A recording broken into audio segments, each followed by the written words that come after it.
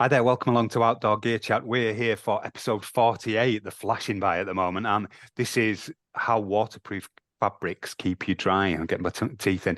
I'm joined by Kathy as always. Hello. Hi, Wayne. I am super excited. We're halfway through our three-show special and talking about all the new technologies that are coming through in the fabric world of waterproof fabrics at the moment. It really is a very, very, very exciting time, especially if you're like a nerdy geek like me and into kit.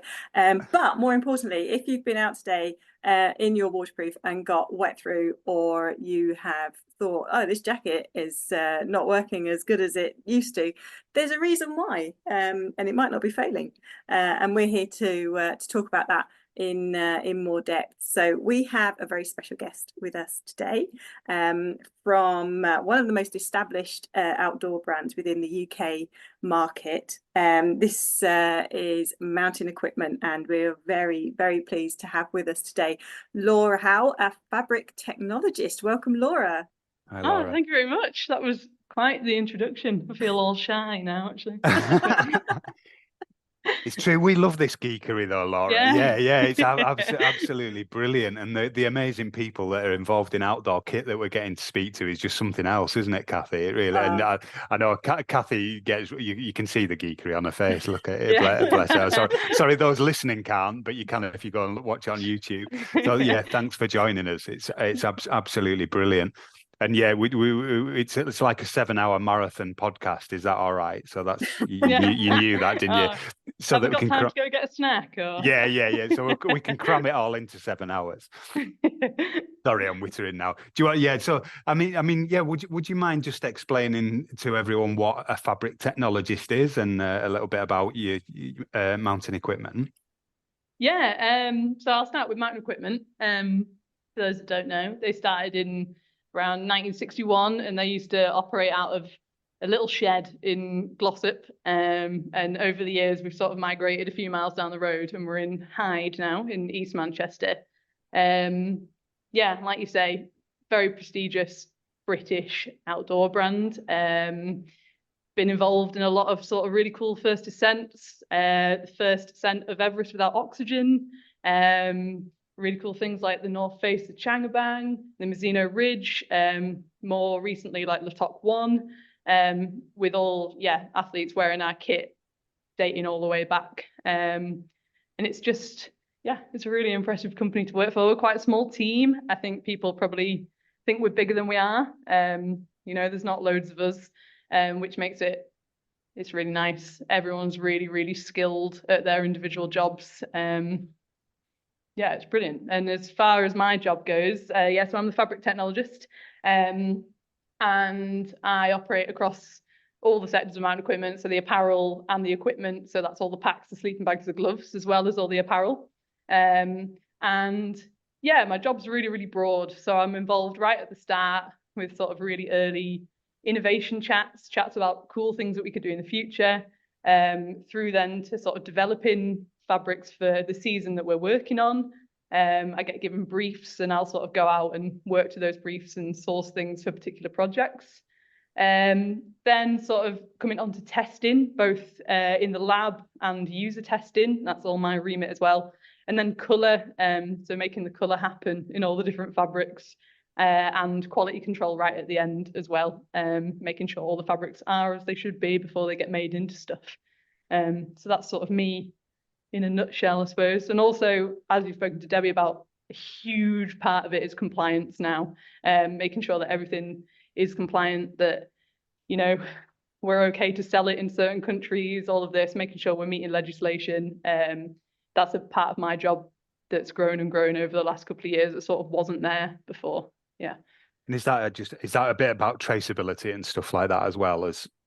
A little bit, yeah. Traceability is kind of a little bit different, and we can only sort of do it with certain things. And I obviously do have a lot of help with this. We have our own sustainability team, who do quite a lot of it. But when it comes to like a fabric point of view and making sure that the information that we're getting from the mills is all correct, and that all kind of comes through me. Yeah. Cool. Okay, yeah, cool. Thank you. And yeah, so I guess we're here to talk about like waterproofs and the fabrics and yeah, and I guess the starting point for this, Kathy, was about the changes that are coming to for various reasons. And all those 3-letter acronyms that we've got. Is it PFAs? Was that right? And yeah, and loads of them beginning with P and categories Yeah. C6 and C8 and so on. So yeah, just I guess tell us a little bit from your perspective about maybe where that's come from, or why, or why, or how things have changed. Sorry, to become a bit more sustainable or a bit kinder to the environment. Yeah, I think it's been a bit of a slow growing thing over quite a few years, to be honest. I think we're seeing a lot more of it now, but I think you look back maybe, at least 5 years, people have been bringing things in waterproof technology that has been, air quotes, more sustainable and things like this. We're looking, recycled face fabrics, recycled backers. Maybe we've seen quite a lot of backers on waterproof fabrics that are solution dyed, for example. So they're using less water to dye them, because backers are normally always grey on almost everyone's waterproof. So, it's easier to do that type of dyeing when you're just using one colour. Other things we've seen, obviously, the biggest shift in the last sort of 10 years was everything used to be covered in C8. We weren't allowed to use that anymore, so everything moved to C6. And now we're going to start seeing a phase out of that. Everyone's going to be using C0. So that's probably one of the biggest changes we'll see. But also changes in sort of choices of fabrics. I think we've seen quite a big introduction of mono materials, if you will. So like people using polyester faces with polyester membranes, polyester backers. So you've got this sort of end of life recyclability story that you can add into things. Also just choice of fabrics for durability of things. I think there's been a lot of advancement in that area. And yeah, obviously we've seen big shifts recently with Gore's change of membrane to their new EPE membrane. And yeah, I'm sure we'll talk about it more in a minute, but that cracks open a whole other world of things as well. It Yeah. certainly does. I'm just going to go back and just explain to our listeners and watchers, so that a backer on a waterproof garment is actually the fabric you can see on the inside. If it's not a coated, if it's a laminated waterproof, and a laminated waterproof would generally be considered a more durable garment, because if it's got a backer on the inside, that protects the inside of the waterproof membrane as well. So if you've got layers on, for example, the classic being a bra strap, and if you've got one of the little ladders on your bra strap and you've got fabrics rubbing on that, it could damage the, if it was a coating, it would be less durable than a lined or a laminated waterproof. So a backer fabric, as you say, they're always grey. They're always grey, yeah. You'll also find that they'll make a jacket a lot more comfortable because they can sort of take on a bit of that moisture from your body, so you're not left feeling clammy. It definitely makes a difference. And just also, we did touch on the C8, C6 and moving down to C0 in our previous podcast as well. But just to explain to customers that is actually talking about the chemicals within the durable water repellent treatment that's on the outside of the jacket. So that goes on the coloured fabric that you see on the outside of the jacket, which isn't always the waterproof part. Yeah, exactly. It's like it's a surface treatment. So yeah, it's on the surface of the fabric.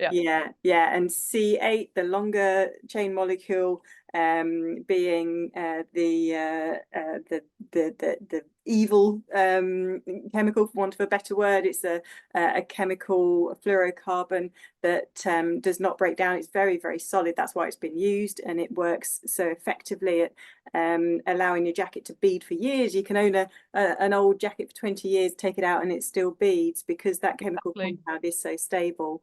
And then moving down to a C6 chemical compound and a lower number, that chain gets shorter, and that's when you see your jacket wetting out more frequently and needing to wash and reproof your garment more frequently. So it is, I mean, it's absolutely fascinating, but there's some customers get totally into it, you know, when you're talking about it in the shop. And other customers get the little less so. Absolutely. I just want the blue one. Yeah.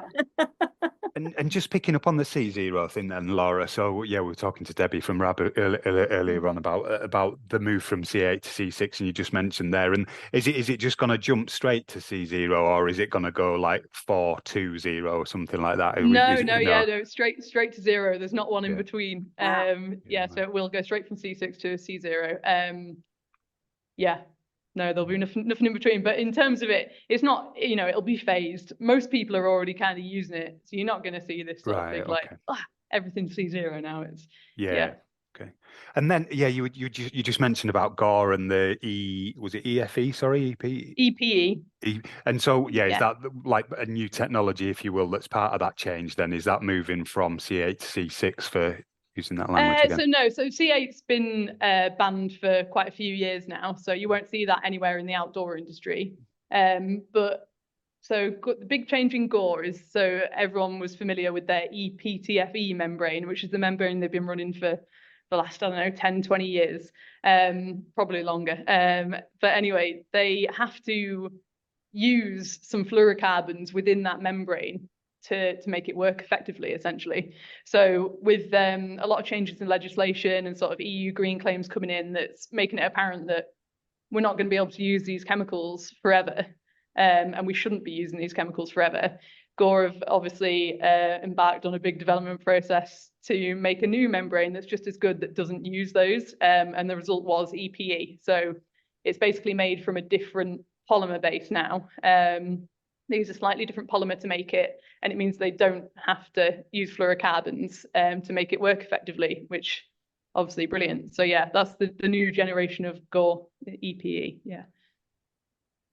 Yeah, I think the PTFE, the original PTFE membrane, stood for, I gotta get this right, it's a long time since I've used this terminology, but per-tetrafluoroethylene. Yes. Which, and PTFE, if you're a plumber, use PTFE tape. If you're a guitarist, PTFE guitar strings. If you are a heart surgeon, you use PTFE. I can't remember what the technical is. It stent, or they're used Stents, in. I think in the medical industry. So it's the closest synthetic version of human skin that was ever created. But unfortunately, human skin is extremely good at disappearing off into the environment, and PTFE isn't. So that's changed now to EPE, which is polyethylene, isn't it? I think so. Expanded polyethylene, yeah. Expanded poly, yeah. So yeah, basically, just in the name, there's a whole lot less of it. So that's got to be a good thing for the environment, hasn't it? Yeah, and another big thing that's come with that change is pretty much all of Gore's fabrics now will come with a C0 surface DWR. A lot of them were still knocking around with a C6 because, you buy a Gore-Tex jacket, you want it to keep you dry. So, and not that C0s won't, but obviously C6 is much more stable, and that's what they've been using until now. Whereas we see all of the sort of catalogue items now that we can get from Gore will all have a C0 surface DWR as well. So they've sort of made both changes at once. Yeah. For most of their items, yeah. It's really interesting terminology, isn't it? Because we're sort of talking about the chemicals on the outside as part of the jacket and then keeping dry, and it's actually that it's not the chemical on the outside, and this is what I kind of keep having to explain to customers and stuff. It's not the chemical on the outside of the jacket that's keeping you dry, it's the membrane on the inside, because water can't physically penetrate that membrane if the garment is properly waterproof. There's garments out on the market that will keep water out, but they do that mechanically. So products like Paramo, for example, Buffalo. But if you knelt down in a pool of water or sat down in a pool of water, water would come through because those fabrics haven't got a physical barrier in them to keep the water out. And that's also where, sort of going on to hydrostatic head that we've mentioned, is an interesting measurement, because that will give you the measurement of how much water a fabric will keep out.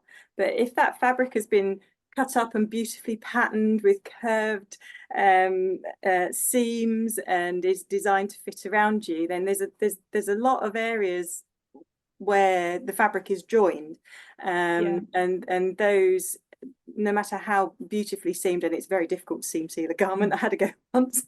Yeah.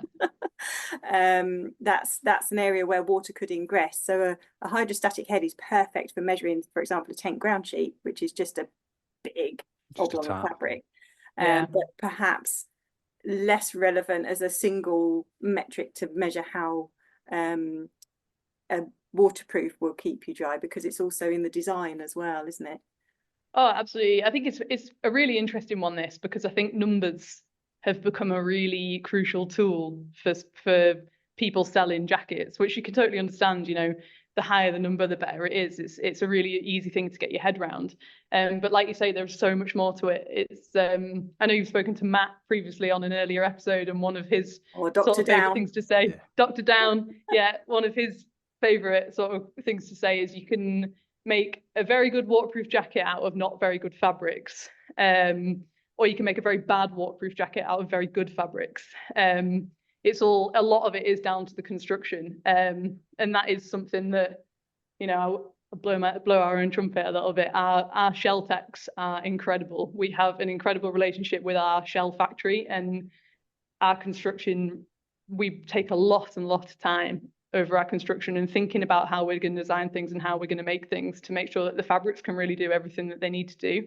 Like you say, you choose an amazing fabric, but then if you don't seam seal your seams, or you don't have storm flaps on your pockets, or your zips aren't waterproof, that jacket's not going to keep you dry. So yeah, there is a lot more to it than that. And yeah, the hydrostatic head thing is really interesting as well, because like you were saying, the surface DWR sort of, that's not what makes a fabric waterproof, like you were saying, Kathy. It kind of helps the membrane do its job.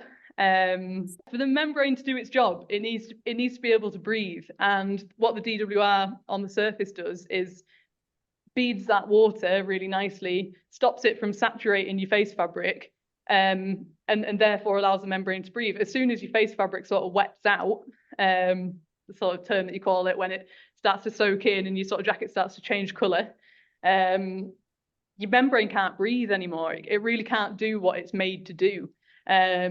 So yeah, the DWR really is sort of stopping that from happening. It's like an extra layer of protection, if you will. That's not what's making your jacket waterproof. It's your membrane that's doing all the work. Yeah, I think that explains it.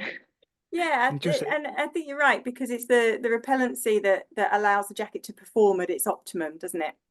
Yeah. And we touched on this in our previous podcast, that allowing the sweat from your body or the moisture to transfer through basically your layers.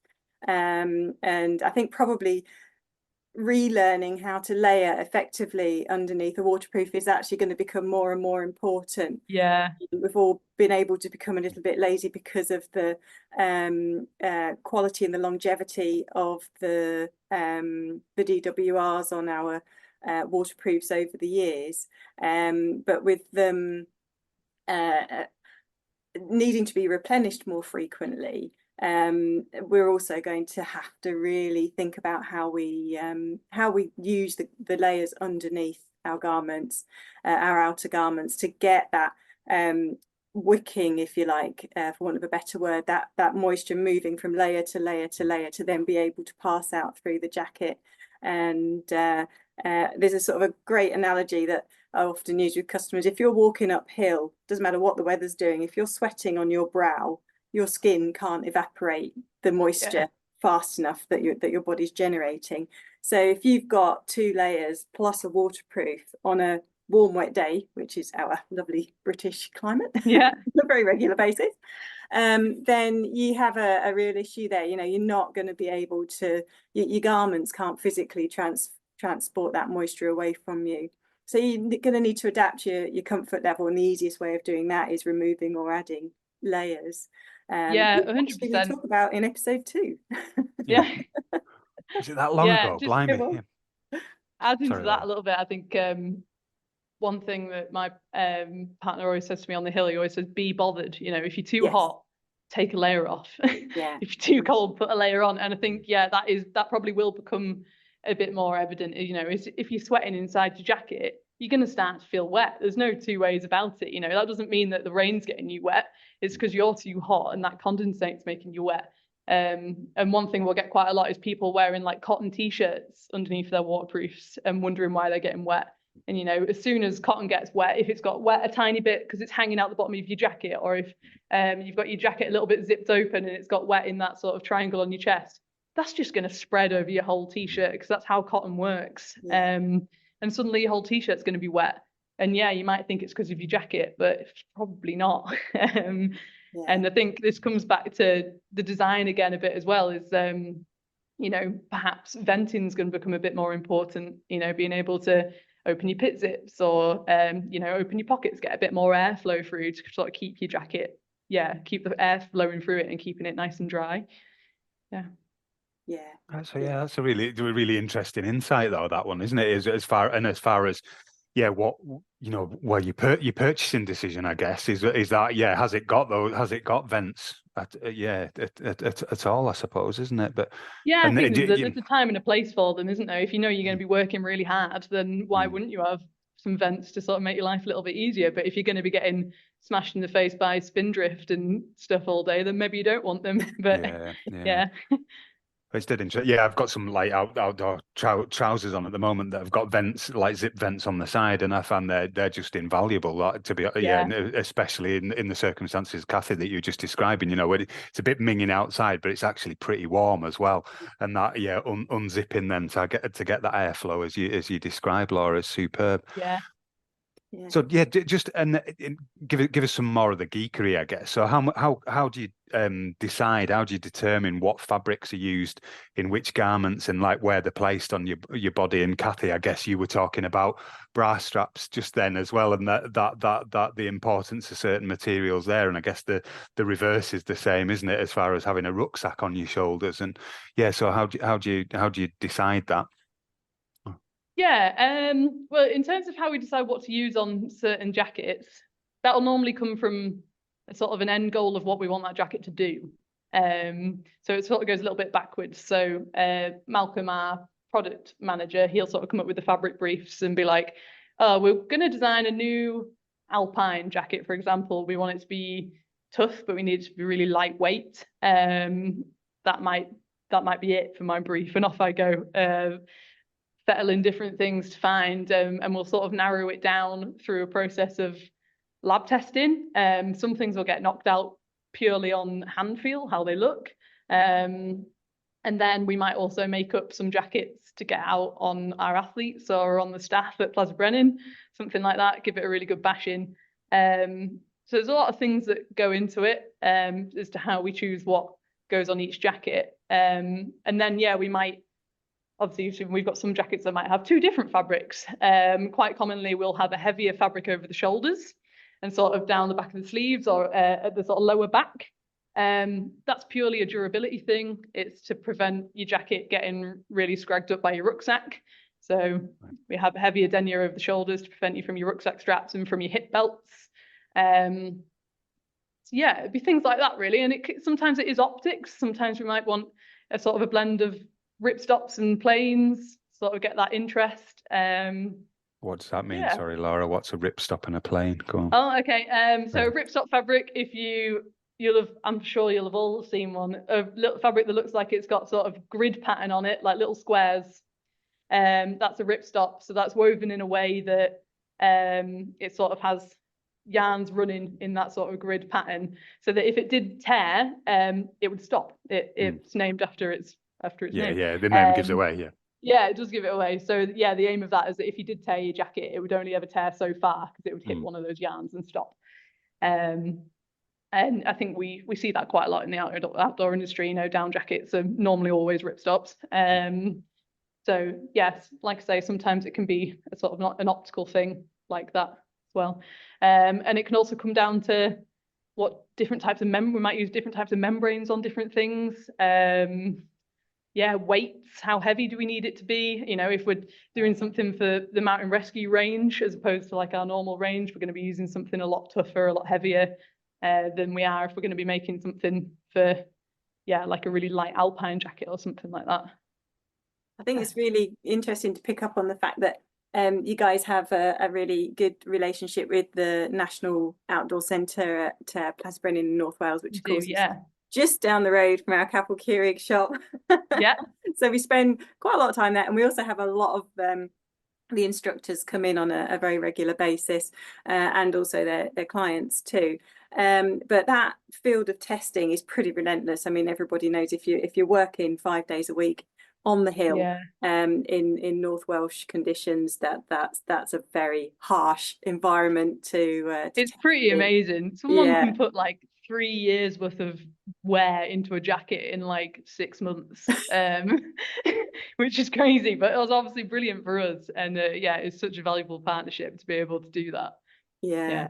And that amount of testing as well, you know, that goes into each garment, it's quite easy if a customer's coming into the shop to see just a wall of jackets, and just to use the price as a guide, and they're all very expensive. They are an investment, but a huge amount of effort and passion has gone into making sure that those jackets are right for their end use, and they're there on the shelf for customers to try on, and we often need to ask a lot of questions as retailers when people come in to make sure that we can guide them towards trying on the right items, and they're not going to spend a huge amount on a jacket that they've read a great review on, but actually that might be not ideal for the kind of environments that they're planning on going out into.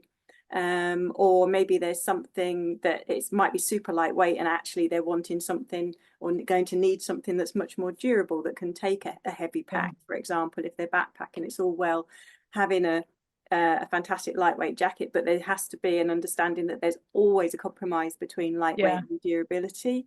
And I know that's how you build that into some of your garments already, and it's great for us to be able to explain that. And when you unzip a jacket and turn it inside out, you can sometimes see from the inside more immediately the differences in the fabrics that have been used and why. But sometimes on the outside as well, there's color changes on the darker fabrics, and it's built into the design, so you can immediately see that. I think probably using the term face fabric, those coloured fabrics on the outside of the garment, that are there to protect the waterproof membrane or the coating. It can be an immediate visual, you know, maybe those shoulders are a different colour for a reason, or the panelling around the base of the back. And so you can, when you touch a garment, you can definitely feel the difference in the fabrics. And so there's lots of clues that you can pick up on to make sure that that garment is harder wearing in all the right places that you need it to be, or maybe it's light enough in all those places that you need it to be. If you're out on a running event and you're not carrying a heavy pack, for example, you might want something that squishes down super small and is super lightweight. But if you're about to leave base camp on a 4-day trip up to a mountain summit, then you're going to need something very, very substantial, that's going to protect you in heinous wind and snow conditions, definitely. And I guess that's we always say that's the important part of going into a shop and speaking to experts and getting your level of expertise, Kathy, I guess. And well, of course I'm going to say that, but I really believe it is that you're able to get your hands on stuff. You're able to talk to knowledgeable staff about what you're going to be using that piece of kit for, and where and how and all the rest of it, aren't you? So rather than and fit as well, you know, Laura's done all of the hard work on making sure the correct fabric is in that garment. The patterning team will then make sure that garment's cut properly for the use that it's going to be used for as well. So for example, sometimes we have folks come in and say, oh no, I don't want that brand, I know their jackets don't fit me, and it's like, well, they actually have 3 cuts within their range. So you know, things have changed. You might want to just try. And all brands, we're all different shapes and sizes, and every brand cuts differently. And a jacket that's cut for a high alpine or a high altitude environment will be much, much, much bigger to allow for those big down layers underneath, so that they don't get crushed. Then perhaps I'm going to go back to a running jacket again, which would be designed to be super close trimmer. Yeah, and then you've got Definitely. a real nice sort of general use jackets, and some of those might be cut a little more relaxed around the waist. Some brands will cut longer arms than others. Some will allow for, if you're using them with a winter climbing, for example, and you're using big chunky gloves with wrist gauntlets, they're going to have a different cut to their arm. Again, so it is really important. It's such a huge investment. You want to look Yeah. at not just the features on the jacket, but also how that jacket fits around your body shape. And because if it's not comfortable at the end of the day, it's not a great buy. No, you're not going to have a good time. Exactly. No, Yeah. you're going to be swearing at it because it's rucked up in all the wrong places, or yeah, maybe you've got it's too short Bit on of the arm, the chafing. water's going in, and chafing, Wayne, honestly. I know, yeah, no, exactly. He's Bane of got my some life at stories times. about chafing. Yeah.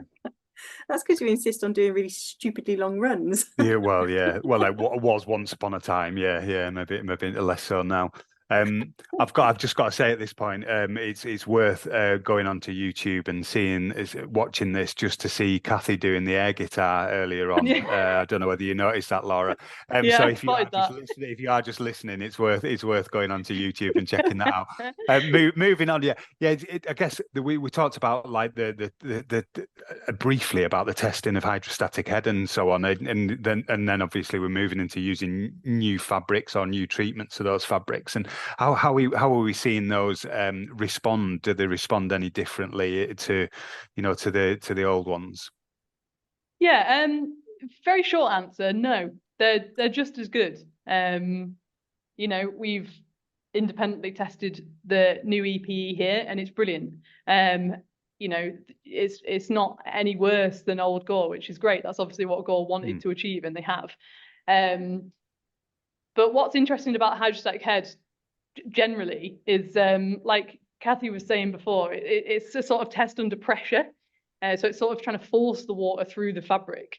And I think it's always worth bearing in mind that these tests are normally always done on brand new fabric, brand spanking new DWRs, where it's all working at its absolute best. So obviously you're going to get really good results, and it's done in lab conditions. It's done with the correct sort of humidity, the right temperatures, all of that, which can have a massive effect on how a membrane can breathe. It might do really well in one type of environment, and then when it's really cold, it might behave a little bit differently. So hydrostatic head for me is a really interesting one. It's great for me to figure out, oh, well, this fabric's obviously better than this one. That's great. But I do think we're slowly going to move into a world where numbers hopefully are going to be a little bit less important. And like you were saying, Kathy, having a jacket that fits you right and that is right for the thing you're doing is going to become a lot more important. And I say that because this shift in the industry has sort of blown open a market that hasn't really needed any research or development for the last 30 years, because Gore EPTFE did everything that everyone needed. And with the redevelopment of EPE, it's allowed quite a lot of other membrane technologies to sort of come through. And it's a really exciting sort of surge of stuff that's just come out. And there's a lot of new types of membranes made from different polymer bases, things like that will respond differently to certain tests as well. So if you take breathability as an example, I know you asked about hydrostatic head. Sorry, I've gone off on a right tangent. No, it's all right. No, it's fine. No. Breathability, for example, almost everyone tests to a particular standard, and it's called B1. That's the sort of the suffix to it, and that is sort of a method where it's an inverted cup method. So there's a cup of water basically that sits on the fabric. So the surface of the fabric is already saturated in water, which, when we think about it, is not particularly realistic. You're never really going to have that in real life, but that's what we test to, because that's what we've always tested to, and it gets nice high numbers. And so when you see in these stats like 30k on these jackets or whatever, that's what we're referring to. But we've started to see an emergence of membranes that do better at the other test, which is A1, which is the cups the other way around. So you've got space between the fabric and the water, you've got air between the fabric and the water, which is much more realistic to real life, really. You've got that air between your skin and the fabric. And some of these new membranes that are coming through that are made from different things react much better to that test. So whilst they might not look really good on the traditional test, they're much better on this other test. And so I do think we will start to see a bit of a shift on how people perceive waterproofs and how they purchase them and stuff on that sort of basis. And with hydrostatic head as well, you know, a number of 30,000 on hydrostatic head, that's massive. Like a result of 5,000 would be more enough to keep you dry forever. And people, you know, aim for these higher and higher results. And the reason why is because once you've washed your jacket, those results drop a little bit. Each time they'll drop just a little bit. So people aim sky high so that they've got this room for it to drop and sort of build in that durability to it the more and more you wash it. Yeah, like I say, 5,000 millimeter hydrostatic head, you could be kneeling on it all day and it wouldn't come through. But you know, we have to sort of build in this durability for when people are going to wash their jackets and they still want them to be performing the way they need them to, essentially. Yeah. And then I guess reiterating something that we'd spoke about in the previous podcast, but how do you think or what changes are we going to need to make as consumers to like look after our kit, I guess, more widely? What we're gonna have to do? Yeah, I suppose. Well, you guys are talking to Grainger soon, aren't you? So I'm sure they'll talk to you loads more about this. But yeah, it's just being a bit more aware about your kit. I mean, people quite often say, you know, you MOT your car, so why aren't you looking after your jacket in the same way that you might have spent 400 or 500 quid on? You just be looking out for it, you know. And I wouldn't say we need to be washing them every time we wear them. That's not the case. It's just being aware of how they're looking. You know, last time you went out, did it start to wet out over your shoulders or something?